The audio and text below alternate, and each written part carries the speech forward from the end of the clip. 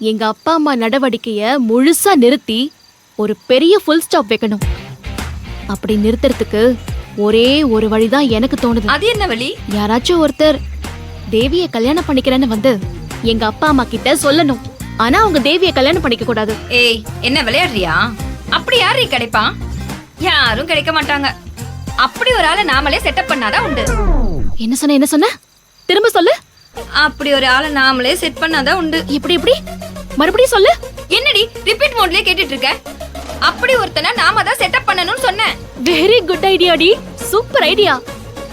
அப்படி ஒரு ஆளை நாமளே செட்டப் பண்ணிட்டா போச்சு. ஏய், மட்டன் பிரியாணிக்கு ஆசைப்பட்டு சும்மா ஒரு பேச்சுக்கு சொன்னேன்டி.